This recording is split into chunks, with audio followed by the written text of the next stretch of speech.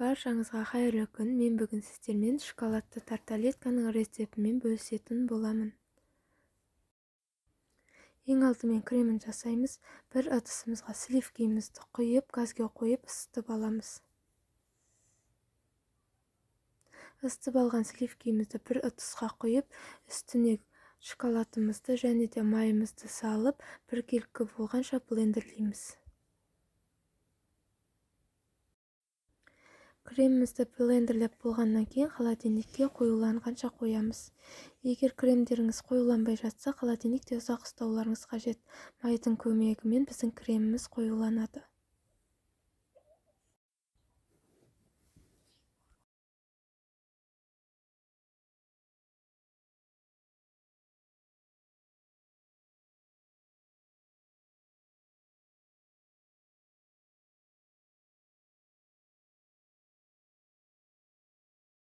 Біз енді қамырын жасаймыз.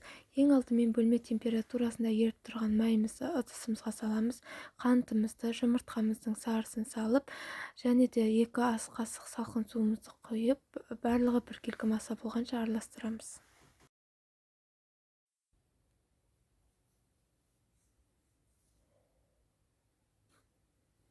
Сосын ұнымызды сала отырып, жұмсақ қамыр илейміз.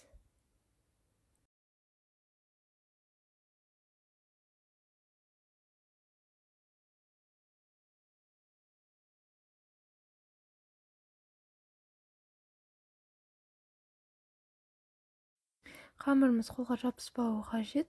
Қамырымызды илеп болғаннан кейін оны 12 бөлікке бөлеміз.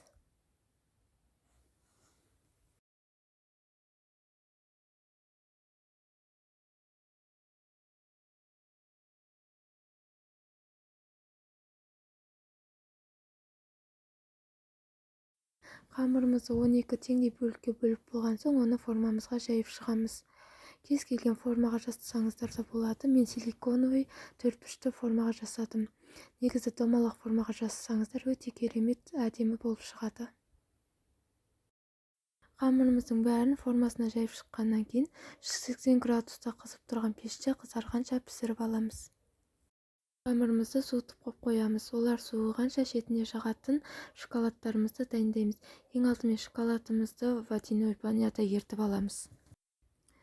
Грек жаңғағын блендердің немесе оқтаудың көмегімен езіп аламыз. Сосын қамырымызды шоколадқа, сосын барып грек жаңғағына батырып аламыз.